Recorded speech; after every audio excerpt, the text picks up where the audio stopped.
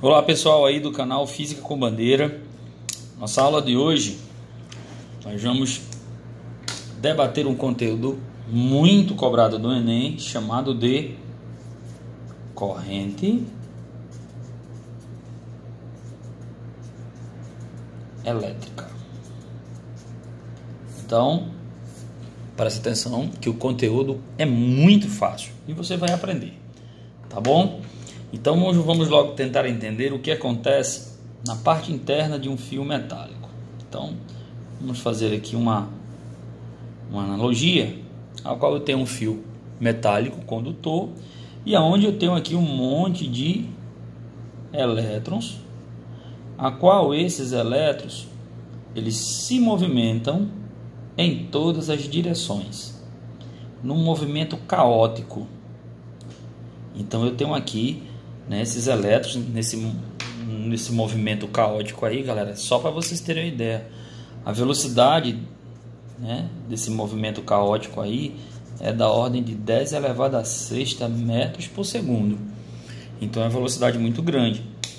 Mas ainda não é o que a gente está querendo fazer com que você analise bem. Então olha só. Ao submeter, né, os dois pontos desse fio aqui a uma diferença de potencial, os elétrons livres desse fio metálico eles começam a se movimentar em uma só direção e um só sentido. Ou seja, eles começam a se movimentar de forma ordenada. E essa velocidade, né, de forma ordenada, lógico, os elétrons vão encontrar aqui barreiras para se movimentar e tudo mais. Esse movimento ordenado tem uma determinada velocidade, a qual a gente da física chama de velocidade de arraste.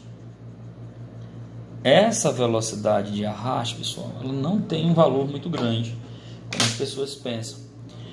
Ela tem, galera, a velocidade de arraste, ela tem um valor da ordem de 10 elevado a menos 4 metros por segundo. Só para você ter ideia o quanto é pequeno.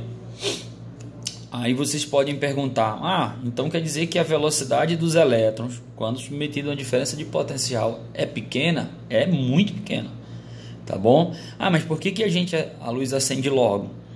Quando a gente aperta lá no botão lá da tomada, a luz rapidamente acende. Não é na velocidade da luz, não. É porque todos os elétrons que estavam num condutor metal começam a se movimentar no mesmo instante. Então já vai passar elétrons lá pela lâmpada no instante que você acionou o botão e criou-se a diferença de potencial, tá bom? Então vamos lá, pessoal. Como é que a gente pode definir a questão da corrente elétrica, né? Então, corrente elétrica, pessoal, seria o movimento ordenado,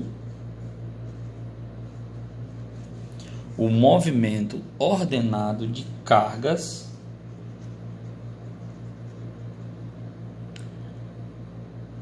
de uma região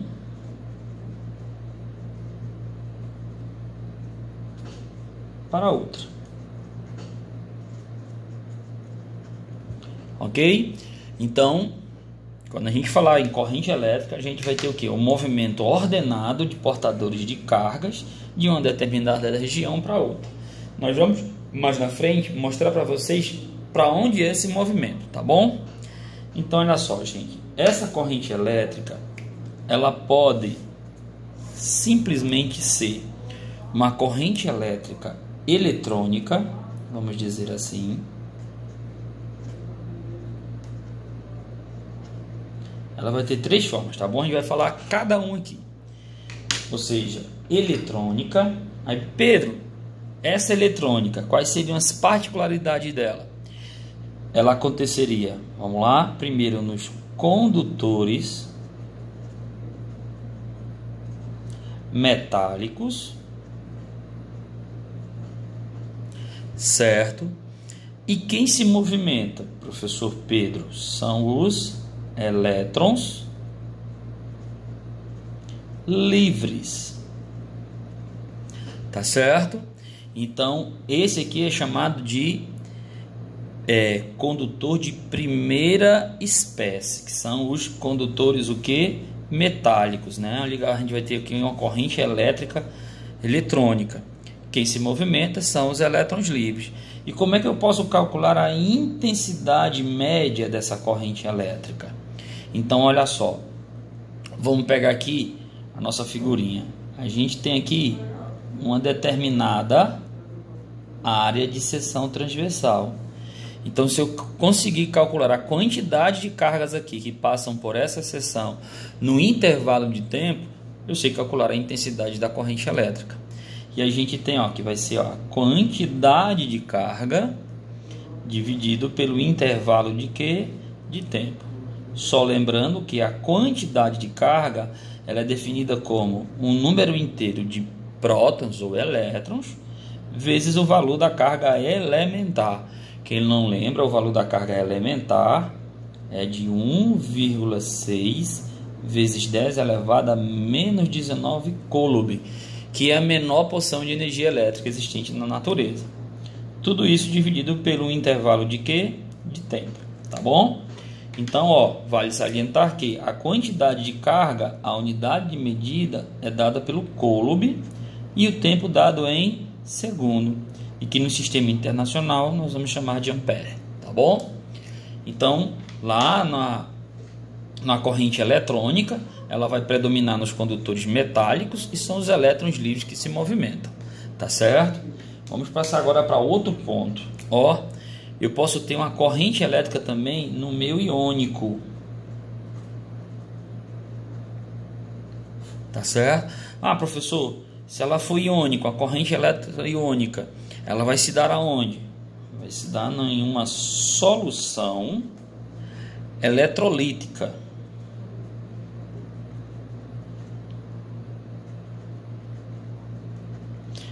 Água com sal, por exemplo, tá bom? E quem se movimenta, professor? Nesse caso aqui, pessoal, eu vou ter a movimentação de íons. Aí vamos lá, galera, ó. Os íons, nós vamos ter os cátions, certo?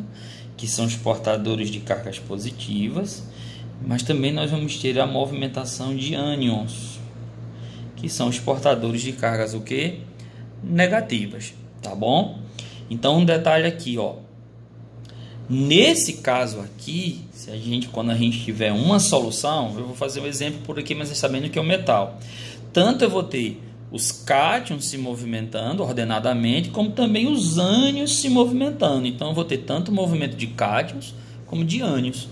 Então, o que acontece? A intensidade média, nesse caso de uma solução iônica, nós vamos ter, galera, novamente a quantidade de carga que passa, né, dividido pelo intervalo de quê? De tempo. Aqui é onde está a chave, galera, para vocês não errarem.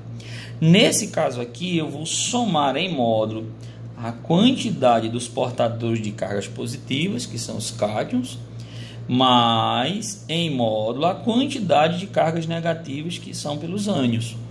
E tudo isso dividido pelo intervalo de quê? De tempo. Então, cuidado com esse detalhezinho, tá bom, gente? Quando for uma solução eletrolítica, só lembrando que a unidade de medida é o ampere, tá bom? Professor Bandeira, tem mais alguma? Tem sim. Ó, ela pode ser também mista, que também é chamado de terceira espécie. A iônica, segunda espécie, a mista, terceira espécie. Na mista, meus alunos, eu vou ter, ó, essa corrente, ela sendo movimentada, os a movimentação dos portadores de cargas em gases. Ah, professor, mas é um gás ionizado, tá bom? Eu vou dar, por exemplo, os gases ionizados. A gente tem a lâmpada fluorescente. Ali a gente tem um gás que, ao se submeter a uma diferença de potencial, eu tenho uma ionização. E aí eu tenho uma movimentação de portadores de cargas elétricas lá. Ah, tem uma coisa interessante. Lá nos gases eu vou ter, ó, movimentação de elétrons livres, tá certo? De elétrons livres como também eu vou ter movimentação de quê? De íons, tá certo? E a gente vai calcular também pela soma de todas essas cargas que passarem, tá bom? Agora vamos lá, pessoal, a questão do sentido da corrente elétrica, tá bom? Pessoal, aqui eu vou ter um potencial que a gente chama de potencial, vou chamar de maior, e aqui eu vou ter um de potencial menor, tá bom? Então, olha só, pessoal, quando a gente for tratar de sentido da corrente elétrica, nós vamos adotar o sentido convencional. No sentido convencional, do ponto de maior potencial para o ponto de menor potencial, tá bom? Ah, professor, mas no caso do elétron, o elétron, que é o portador lá de carga negativa, ele vai ter o sentido contrário, ele vai do potencial menor para o potencial o quê?